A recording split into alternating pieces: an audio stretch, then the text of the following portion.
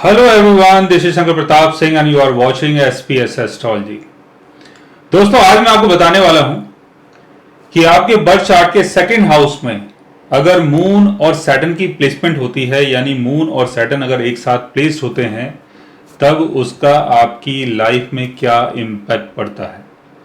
Second house signify करता है हमारी वैल्यू को, फैमिली वैल्यू को, सेविंग्स को, और जो भी वैल्यूबल चीज हम गैदर करते हैं अपने जीवन के अंदर, उन सब चीजों का संबंध सेकंड हाउस से जुड़ता है। सेकंड हाउस का मतलब हो गया कि चीजों को गैदर करना, चीजों को इकट्ठा करना, चाहे वो आपकी नॉलेज हो, चाहे वो मेटलिस्टिक चीजें हो, या कुछ भी ऐसी चीज, उसका संबंध सेकंड हाउस से जुड़ता है। सेकंड हाउस आपकी स्पीच है, सेकंड हाउस आपका फेस है, सेकंड हाउस आपकी फैमिली वैल्यू। मून अगर सेकंड हाउस में होगा तो इमोशनली आप सेकंड हाउस से जुड़ जाते हैं, बिकॉज मून का संबंध आपके माइंड से है और आपके इमोशन से। Shani restriction, delay, time frame, consistency और किसी भी चीज को लेके फियर, ये सारी चीजें शनि के कारण होती है। शनि को देखा जाता है, मतलब शनि के बारे में बोला जाता है कि शनि अगर सेकंड हाउस में है तो सेकंड हाउस की चीजों को पाना, सेकंड हाउस की चीजों को अचीव करना आपकी लाइफ का गोल बन जाता है। यानी शनि का मतलब यह हुआ कि सेकंड हाउस में अगर शनि है तो सेकंड हाउस की चीजों को हासिल करना आपकी नीड है। अगर सेकंड हाउस की चीजें आपको नहीं मिल पाएंगी तो आप सरवाइव नहीं कर पाएंगे। दूसरा, शनि और मून का योग विषयोग भी माना जाता है और इसको निष्ठुरभाषी योग भी बोलते हैं। सेकंड हाउस में अगर ऐसा योग बनता है तो सेकंड हाउस में परमानेंट साढ़े सती का योग भी आपके चार्ट में बन जाता है।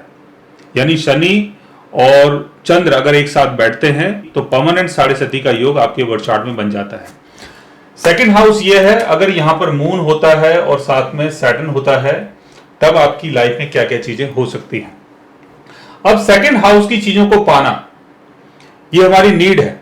दूसरा, सेकंड हाउस की चीजों को लेके आपके अंदर फियर भी रहेगा, यानी अपनी फैमिली को लेके, अपनी फैमिली वैल्यू को लेके, अपने फेस को लेके, अपनी स्पीच को लेके, और जो भी आपकी लिक्विड मनी है, उन सब चीजों को लेके आप अंदर से बहुत ज्यादा फियरफुल रहेंगे। आपको ये लगेगा कि पता नहीं मेरे पास कल को पैसा होगा कि नहीं होगा, पता नहीं मेरी कभी वैल्यू बनेगी कि नहीं बनेगी। लेकिन फैमिली के लिए आप कहीं ना कहीं बहुत ज्यादा रेस्पॉन्सिबल भी रहेंगे, यानी फैमिली की रेस्पॉन्सिबिलिटी को लेना, उसको संभालना, उसको लंबे टाइम तक लेके चलना, ये सारी चीजें आपके अंदर रहने वाली हैं। और बात करने से पहले भी आपको फियर रहेगा कि कहीं मेरे से कोई ऐसी बातें ना हो जाएं, कुछ ऐसी गलती ना हो जाए कि जिसके चक्कर में पब्लिक मुझे कुछ बोले। तो सेकंड हाउस को लेके आप बहुत ज्यादा फियरफुल रहेंगे। सेकंड हाउस की चीजें आपको मिल सकती हैं, लेकिन उसके लिए सेकंड हाउस के लॉर्ड की प्लेसमेंट का अच्छा होना बहुत जरूरी है।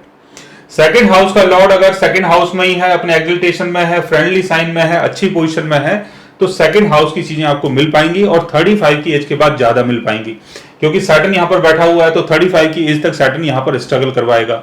और सेकंड हाउस की चीजों में अगर कोई कमी आती है, यानी कभी अगर आपके पास पैसे की कमी होती है, या फैमिली वैल्यू आपकी डाउन होती है, या आपकी फैमिली के साथ कुछ गलत कुछ होता है, तो आप मेंटली बहुत ज्यादा डिस्टर्ब हो सकते हैं।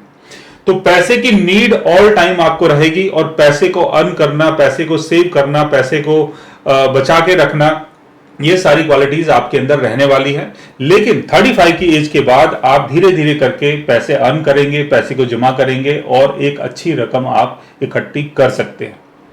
तो सेकंड हाउस का लॉर्ड ये बताता है कि सेकंड हाउस की चीजें कितनी अचीव होंगी, कितनी नहीं होंगी। अगर सेकंड हाउस का लॉर्ड अगर वीक पोजीशन में है तो यहां पर आपको बहुत ज्यादा स्ट्रगल करना पड़ सकता है।